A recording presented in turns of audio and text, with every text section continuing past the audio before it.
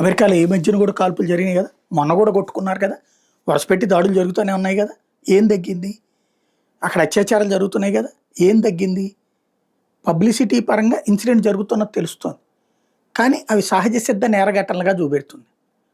మనమేం మన అమెరికాకు వెళ్తున్న వాళ్ళందరికీ అమెరికాలో రోడ్డు మీద ఒంటరిగా తిరక్కండి, అక్కడ ప్రమాదకరం, అక్కడ ఎవడెప్పుడు కాలుస్తాడో తెలియదు, ఎప్పుడు దొంగతనం చేస్తాడో తెలియదు, ఎప్పుడు లూటీ చేస్తాడో తెలియదు, అక్కడ వ్యాపారాలు పెట్టుకుంటే డేంజరు, వ్యాపారాలు పెట్టుకోబాకండి, అక్కడ రోడ్డు మీద తిరగాలంటే డేంజరు, రోడ్డు మీద తిరగబాకండి, అసలు అమెరికా పోబాకండి అని మనం చెప్పట్లే.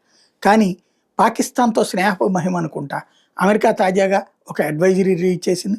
భారతదేశంలో ఎక్కడ చూసినా రేపులు జరుగుతున్నాయి, మహిళలకు సేఫ్టీ లేదు, కాబట్టి ఆలోచించుకొని వెళ్ళాలనుకుంటే అట్లాగే అక్కడ అనేక మత ఘర్షణలు ఉంటుంటాయి, కాబట్టి అక్కడ జాగ్రత్తగా ఉండండి, వెళ్లకుండా వాయిదా వేసుకొని కావాలనుకుంటే తప్పదనుకుంటే వెళ్ళేటప్పుడు ఈ దృష్టిలో పెట్టుకోండి అని చెప్తుంది. ఈ విషయ ప్రచారాన్ని మనం అమెరికా మీద రివర్స్ చేయకపోవడమే వాళ్ళ ధైర్యం.